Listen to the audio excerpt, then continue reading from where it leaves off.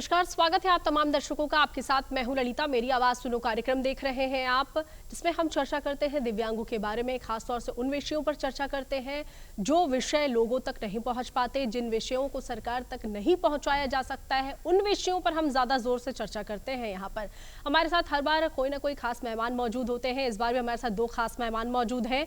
तो सबसे पहले हमारे साथ शिवशंकर उपाध्याय जी मौजूद हैं, जो कि दिव्यांग हैं, साथ ही साथ शिक्षक हैं आदर्श बालिका उच्च विद्यालय भभुआ के। उनका बहुत बहुत स्वागत है। सर, आपका बहुत बहुत स्वागत है। धन्यवाद। साथ ही साथ दूसरे हमारे साथ खास मेहमान हैं प्रवीण बागी हैं, जो कि वरीय पत्रकार भी हैं और देश प्राण के संपादक भी हैं। सर, आपका भी बहुत बहुत स्वागत है दूरदर्शन में। धन्यवाद। बिल्कुल, तो प्रधानमंत्री की तमाम योजनाएं चलाई जा रही है। अलग अलग तरह की योजनाओं का लाभ दिव्यांगों तक पहुंच पा रहा है या नहीं पहुंच पा रहा है, किन कारणों से अगर नहीं पहुंच पा रहा है, क्या मुश्किलें आ रही है, कितना और समय लग रहा है उन लोगों के बीच पहुंचने में जो दिव्यांग घर में रहते हैं।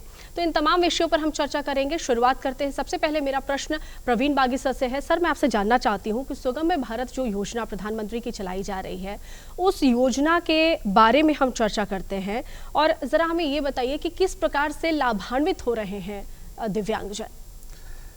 देखिए, दिव्यांग जनों को सामाजिक जीवन में मान सम्मान के साथ जीवन यापन की सुविधाएं उपलब्ध कराना, ये एक बड़ी चुनौती रही है। पहले की सरकारों ने भी इसके लिए काफ़ी प्रयास किया और कई योजनाएं बनाई, उनका लाभ भी मिला। मगर अभी जो सरकार है, मौजूदा केंद्र सरकार है, उसका विशेष ध्यान इस क्षेत्र में है कि दिव्यांगों को कैसे समाज की मुख्य धारा से जोड़ा जाए और उनकी जो समस्याएं हैं, भौतिक या शारीरिक समस्याएं, उनको न्यूनतम किया जाए और वो एक सुगम्य जीवन जी सकें। इसीलिए ये सुगम्य योजनाएं तैयार की गई हैं सरकार की ओर से कि वो सुगम्य और सुविधापूर्वक जीवन जी सकें, समाज के अंदर एक मान सम्मान और प्रतिष्ठा के साथ अपनी भूमिका निभाएं, अपना योगदान इस देश के लिए दें। इसके लिए विभिन्न योजनाएं तैयार की गई हैं और उनका संचालन भी हो रहा है। जो ज़रूरतमंद हैं, जो इसके पात्र हैं, उनको इसका लाभ भी मिल रहा है। मगर ये है कि अभी भी कुछ उसमें और सुधार की ज़रूरत है और उसमें तेज़ी लाने की ज़रूरत है। क्योंकि ठीक है, योजनाएं हैं और शहर में जो लोग रह रहे हैं, जो दिव्यांगजन रह रहे हैं, हमारे भाई बंधु, वो तो योजनाओं का लाभ उठा लेते हैं। मगर जो सुदूर ग्रामीण अंचलों में लोग हैं, वहाँ तक योजनाएं पहुँच भी नहीं पाती। वहाँ के जो सरकारी अधिकारी हैं, उनको योजनाओं के बारे में बहुत कम जानकारी होती है। कहाँ से कैसे आवेदन करना, किसके पास जाना, क्या योजनाएं हैं, उसका लाभ कैसे मिलेगा, इसकी जानकारी न अधिकारियों को होती है और न जो लाभ लेने वाले हैं, जो पात्र हैं इसके, वो इसका फ़ायदा उठा पाते हैं। तो निचले स्तर पर इसको और सशक्त करने की ज़रूरत है और इसके लिए एक व्यापक अभियान चलाने की ज़रूरत है। तभी इसका लाभ जो है सो जो आम दिव्यांग हैं, जो वास्तव में मदद के हकदार हैं, जिनको ज़रूरत है सरकारी मदद की, वो इसका लाभ उठा सकेंगे। बिल्कुल, सरकार ने सुगमता के लिए, दिव्यांगों की सुगमता के लिए खास योजनाएं तैयार की है। तो शिवशंकर जी, आपको क्या लगता है कि सुगम्य भारत जो योजना चलाई जा रही है दिव्यांगों की खास सुगमता के लिए, कितना लाभ पहुंच पा रहा है? आपको क्या लगता है? देखिए, पहले तो सुगम्य भारत योजना का मतलब लोग यही समझते थे कि भाई रैंप बनवा दो और विकलांग अपने कार्यालयों में पहुंच सकें जी, लिफ्ट लगवा दो, विकलांग अपने कार्यालयों में पहुंच सकें, व्हील चेयर, धीरे धीरे। लेकिन अभी कुछ समस्याएं हैं, जैसे इनमें तकनीक बहुत सहयोग कर सकती है। आजकल जैसे एक्सेसिबिलिटी आ गई है, मोबाइल में, कंप्यूटर में जॉज आ गया है, तो उसके माध्यम से जो रोजगार परक दिव्यांग हैं उनको और कारगर बनाया जा सकता है। और जहाँ तक लाभ का सवाल है, इसमें कोई दो राय नहीं है कि कोविड-19 में, लॉकडाउन में, जब सरकार ने तमाम रियायतें बंद कर दी थी रेलवे में, उसके बाद जैसे ही उन्होंने शुरू किया जी, तो दिव्यांगों को मिलने वाला जो आरक्षण है वो ना तो कोटा हटाया और ना ही किराया उन्होंने बढ़ाया। तो सरकार इस बात का ध्यान रखती है। वो सरकार जो बाकी लोगों को कहती है कि सब्सिडी को कहो ना और शिक्षा को कहो हाँ, वो हम लोगों का ध्यान रखती है, क्योंकि वो समझती है कि इससे हमको आर्थिक लाभ ही नहीं दे रही है, बल्कि हमारा सामाजिक उन्नयन कर रही है, प्रोत्साहित कर रही है हमको। मान लीजिए आपको मेरे साथ यात्रा करनी है, तो आप प्रोत्साहित होकर मेरे साथ यात्रा इसलिए करेंगी कि भाई मेरी भी मदद हो जाएगी और आप भी कम पैसे में गंतव्य तक पहुंच जाएंगी। बिल्कुल। तो ये सरकार ने एक अच्छा कदम बनाए रखा है। और जहाँ तक सर ने एक बात कही, अगर मैं उससे जोड़ के बात करूं कि सरकारी अधिकारियों को कम जानकारी होती है, इसका सबसे पहला उदाहरण बैंक है। आरबीआई की 2013 की गाइडलाइन है कि ब्लाइंड को आप चेक देंगे, चेक बुक और एटीएम देंगे, लेकिन बैंक मना करते हैं कि आप पढ़ लिख नहीं सकते जी। भाई आजकल बायोमेट्रिक ने सबको अंगूठा दिखा दिया है, सबको एक तरह से समान बना दिया है, तो आप हमारा अंगूठा वेरीफाई कीजिए और चेक दे रहे हैं बैंक, ऐसी बात नहीं है। जो रूरल एरियाज में, ग्रामीण क्षेत्र के बैंक, वो मना कर रहे हैं। दूसरी बात, रेलवे के कुछ कर्मचारी हमारा कहीं डबल टिकट बना देते हैं अटेंडेंट के साथ और कहीं सिंगल बनाते हैं, उनको जानकारी ही नहीं है। तो इस तरह की एक ट्रेनिंग सरकार को देनी चाहिए, बिल्कुल, जिससे कि इस तरह की असुविधा ना हो। बिल्कुल, यानी लाभ तो मिल पा रहा है, लाभ तो दिव्यांगों तक पहुंच पा रहा है। हमारे दोनों ही खास मेहमान ये बताने की कोशिश कर रहे हैं कि लाभ तो पहुंच रहा है, लेकिन कुछ कमियां भी हैं, उन कमियों को भी दूर करने की बहुत ज़्यादा ज़रूरत है। प्रवीण सर, आप मुझे ज़रा ये बताइए कि जैसा कि शिवशंकर जी ने अपने डिस्कशन में हमें बताया, रैंप एक शब्द वाकई ये सही है कि दिव्यांगों को कहा यह जाता था उनके लिए रैंप बनवा दो तो सब कुछ सुगम हो जाएगा। लेकिन अगर मैं रैंप की ही बात करूँ खास तौर से, तो आपको क्या देखने को मिल रहा है? स्टेशंस पर अगर आप देखें, अगर आप बैंक में देखें, अगर आप एयरपोर्ट पर देखें, तो क्या कुछ देखने को मिल रहा है? देखिए, रैंप ऐसा शब्द है कि ये ज़्यादातर जो फैशन शो होते हैं उससे जुड़ा हुआ है। तो रैंप आप कहते हैं तो लोगों के जहन में तुरंत वही आता है कि वो फैशन शो की कुछ बात हो रही है जी। मगर रैंप सिर्फ वहीं तक उसका अर्थ सीमित नहीं है। रैंप का जो उपयोग है वो दिव्यांगजनों के लिए भी बहुत सुविधाजनक है। जैसे उनको सीढ़ियाँ चढ़ने में दिक्कत होती हैं, तो अगर नीचे से ऊपर चढ़ना है, सीढ़ी चढ़नी है, तो वहाँ पर एक रैंप यानी रास्ता तिरछा करके ऐसा बना दिया जाए जो नीचे से ऊपर की ओर जाए, बिना सीढ़ी चढ़े वो उस पर चल जाएं, या व्हील चेयर से अगर जा रहे हैं तो वो उसके सहारे ऊपर चढ़ जाएं। ये ज़रूर है, सरकार की योजना ज़रूर है कि हर सार्वजनिक भवन में इसकी व्यवस्था की जाए ताकि दिव्यांगजनों को वहाँ पहुँचने में कोई कठिनाई ना हो। मगर व्यवहार में देखने में आता है कि बहुत कम जगहों पर इसका अनुपालन किया गया है। सारे सरकारी भवनों में भी इसका नहीं ये किया गया, व्यवस्था नहीं की गई है। जैसे यहाँ बिहार सरकार के आप सचिवालय में चले जाइए तो सचिवालय तक में हमने नहीं देखा है कि कहीं रैंप की व्यवस्था की गई है जी। या पटना एयरपोर्ट तो खैर एक ही तल पर है तो कोई दिक्कत नहीं है, मगर और भी बहुत सारे भवन हैं यहाँ जो सरकारी भवन हैं, उनमें रैंप की व्यवस्था नहीं है।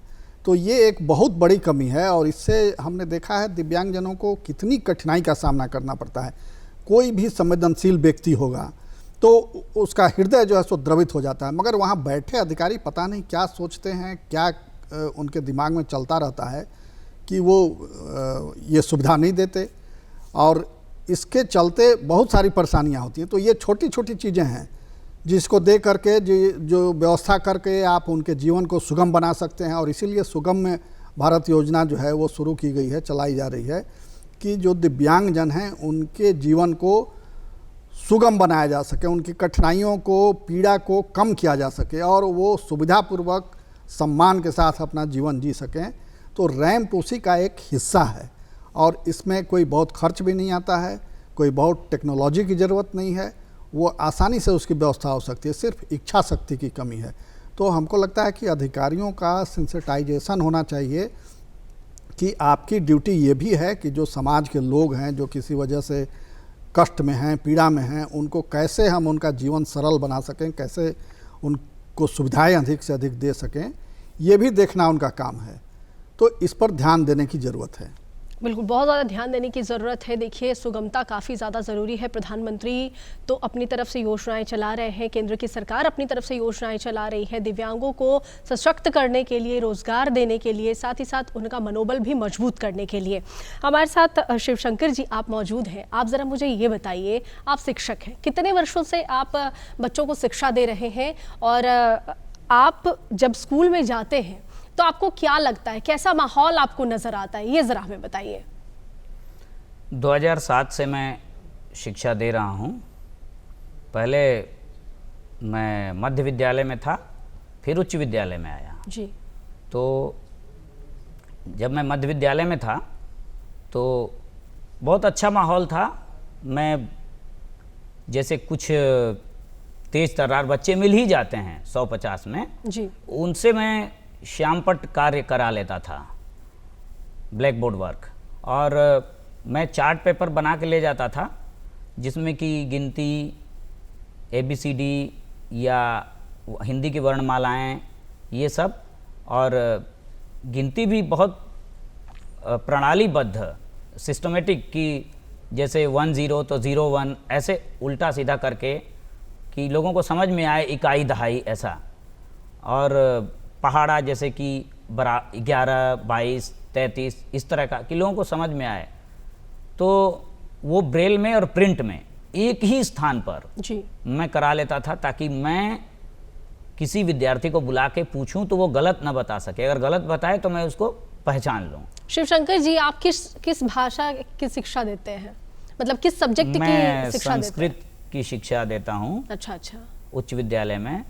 और आपने शिक्षा से संबद्ध पूछा है तो मैं एक बता दूं बात की, एक ऐप आया है दीक्षा ऐप जी, जो कि बाकी सब तो ठीक है, उसमें वीडियो दिखाता है, ऑडियो सुनाता है, लेकिन वो एक्सेसिबल नहीं है। जैसे हमारे लिए बहुत सारे ऐप एक्सेसिबल हैं।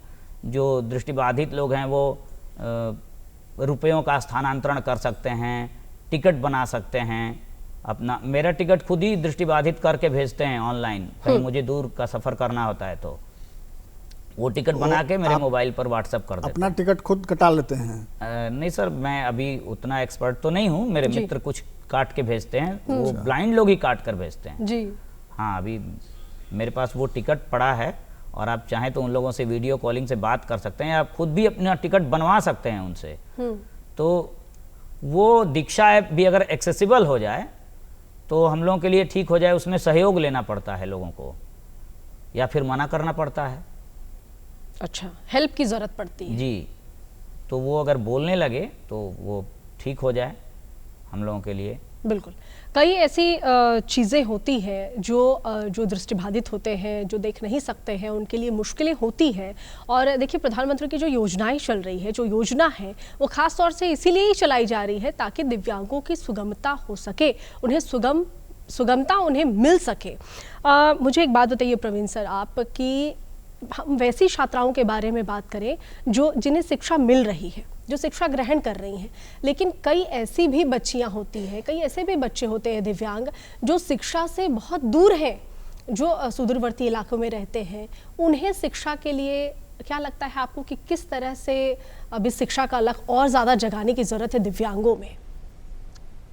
देखिए, बड़ा बढ़िया सवाल आपने किया है। दिव्यांगजनों को यदि सशक्त बनाना है, आत्मनिर्भर बनाना है, तो उनको आप शिक्षित कर दीजिए। अगर वो शिक्षित हो जाएंगे तो फिर अपनी राह वो खुद बना लेंगे, वो अपने परिवार या समाज पर बोझ नहीं होंगे और दूसरों को सहारा भी दे सकेंगे। मगर उनको शिक्षित बनाना पड़ेगा।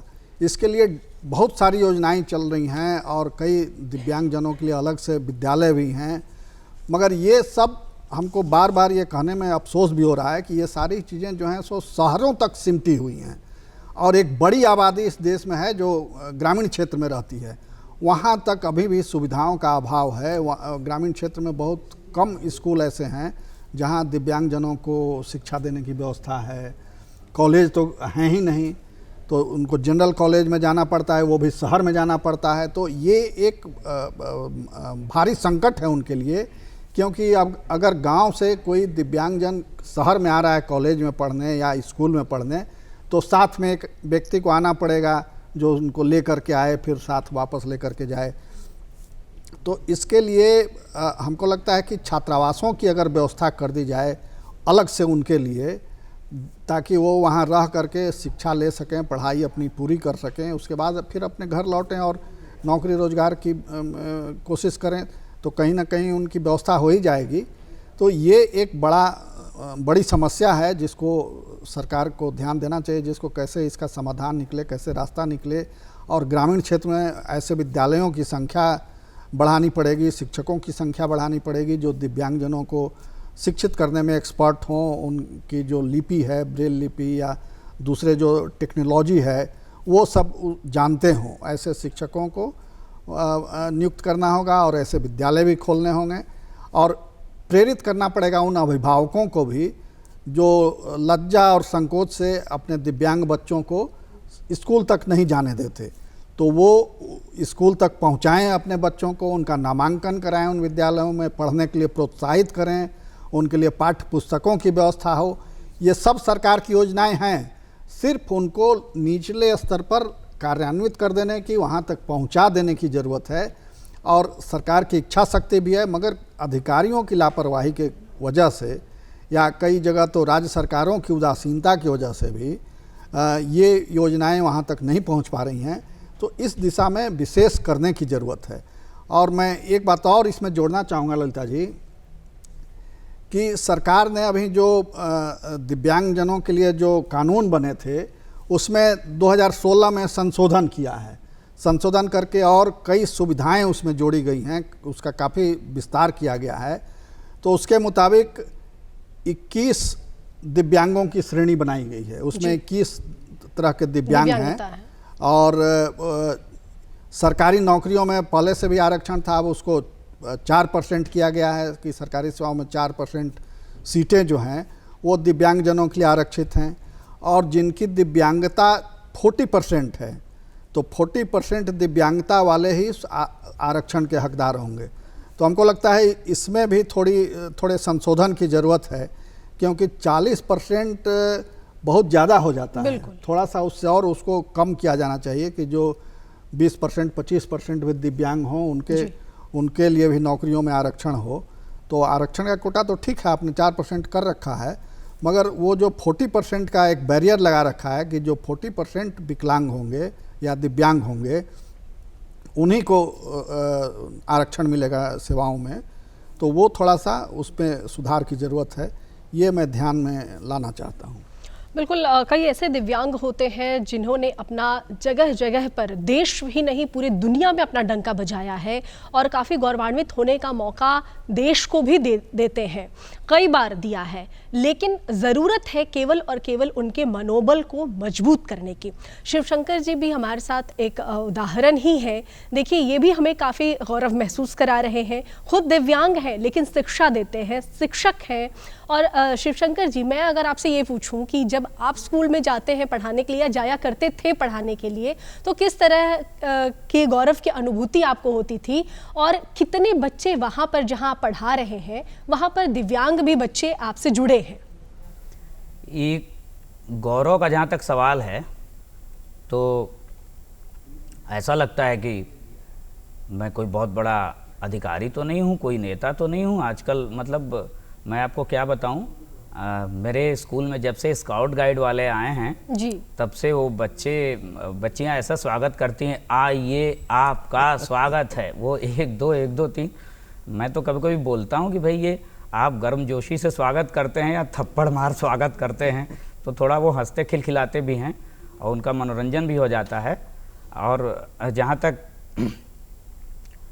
जब बच्चे मेरे प्रश्नों के उत्तर दे देते हैं जी, तो मुझे उतनी ही प्रसन्नता होती है जितनी एक किसान को अपने लहलहाते खेत देखकर, जितना अपनी संतान को उन्नत देखकर एक पिता को प्रसन्नता होती है। लगता है कि आज मेरा श्रम सार्थक हुआ, मेरा जीवन धन्य हुआ। और मैं चाहता हूं कि आगे चल के मेरे शिष्य कुछ बने, कुछ करें और उसमें मेरा योगदान वो कहें तो ये मेरे लिए सबसे बड़ा पुरस्कार होगा।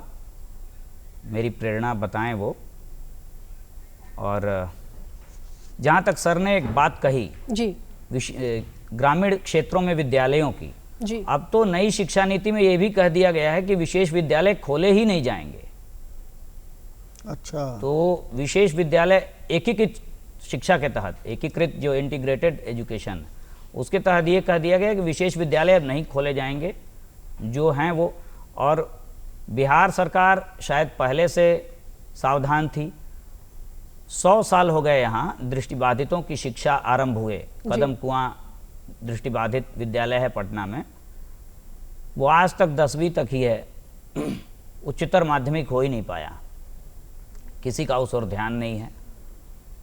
तो राजधानी की ये हालत है, गांव की तो बात छोड़िए। वैसे हर ज़िले में विकलांगों के लिए एक अलग विभाग है, कुछ स्पेशल बीएड किए हुए लोग हैं, विशेष स्नातक प्रशिक्षित लोग हैं, लेकिन अब उसका कितना लाभ हो पाता है, वो सप्ताह में या 15 दिन में कितने गांवों को स्पर्श कर पाते हैं, ये तो वही जाने। तो इस तरह की बहुत सारी कमियां हैं जिनको दूर किया जाएगा, ऐसी आशा है धीरे धीरे। बिल्कुल जी, बिल्कुल सही बात है। बहुत अच्छी बात कही है शिवशंकर जी ने कि आशा है। और मेरा बहुत आखिरी प्रश्न है, बहुत कम समय हमारे पास बचा हुआ है सर, वैसे परिवारों के बारे में क्या कहेंगे आप? उन परिवारों को क्या कहेंगे जो अपने बच्चों को घर से बाहर नहीं निकालते? वैसे समाज के लोगों को क्या कहेंगे जो अभी भी दिव्यांगता को अभिशाप समझते? बहुत कम शब्दों में। देखिए, ये झिझक और संकोच छोड़ना पड़ेगा।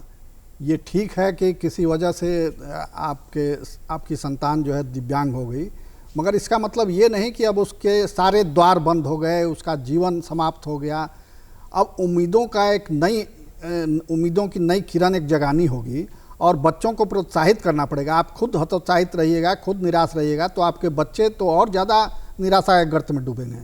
तो उन अभिभावकों से यही अपील मैं करूँगा कि बच्चों को प्रोत्साहित करें, नज़दीक के विद्यालय में ले जाएं, पढ़ाएं, उसको घुलने मिलने दें अपने आस पड़ोस में, अपने हम उम्र बच्चों के बीच, तो उसका स्वाभाविक विकास होगा। बिल्कुल। और वो समझेगा कि ठीक है हमारे अंदर कुछ कमी है, मगर हम भी दूसरे बच्चे के समान हैं और हम भी कुछ कर सकते हैं, बढ़ सकते हैं, पढ़ सकते हैं। बिल्कुल, तो इसके कुछ लिए कर ये सकते जरूर हैं। है कि उनको बाहर निकालना होगा। बहुत अच्छी बात बताई है सर ने कि कुछ कर सकते हैं। एक आखिरी प्रश्न शिवशंकर जी से। शिवशंकर जी, आप जरा मुझे ये बताइए कि समाज के वैसे लोगों को क्या कहेंगे जो अपने घरों में अपने बच्चों को कैद करके रखते हैं? बहुत ही चंद शब्दों में। देखिए, कैद शिक्षा के बाद भी लोग करके रखते हैं जी।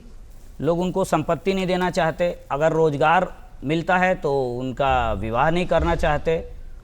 तो ऐसे लोगों के लिए मैं चाहूँगा कि जो पिता अपने दिव्यांग पुत्र से आयकर बचाते हैं, उनको ये अधिकार ना हो कि वो स्व अर्जित संपत्ति अपने पुत्रों को ना दें, बिल्कुल, दिव्यांग पुत्र को। इसके लिए चाहे विशेष अदालतें बनानी पड़े सरकार को। और मैं चाहूँगा कि दिव्यांग आयोग को, निःशक्त जन आयोग को, मानवाधिकार आयोग, अनुसूचित जाति एवं जनजाति आयोग, महिला आयोग की तरह ही दर्जा दिया जाए। और जिस प्रकार महिला आयोग की अध्यक्षा महिला होती है, दिव्यांगजन का भी उसी तरह हो, जैसे अल्पसंख्यक का अल्पसंख्यक होता है, दलित का दलित होता है, उसी तरह दिव्यांगजन आयुक्त भी कोई दिव्यांग ही हो, ताकि संवेदनापूर्ण सुनवाई हो सके जी, और दिव्यांगों को वो मदद मिल सके जो वाकई उन्हें जरूरत है। शिवशंकर जी, आपका बहुत बहुत शुक्रिया। सर, आपका भी बहुत बहुत शुक्रिया हमारे स्टूडियो में आने के लिए और खास बातचीत करने के लिए। आप दोनों ही खास मेहमान का बहुत शुक्रिया। बिल्कुल, तो आप बने रहें बिहार दूरदर्शन के साथ। मुझे दीजिए इजाजत। नमस्कार।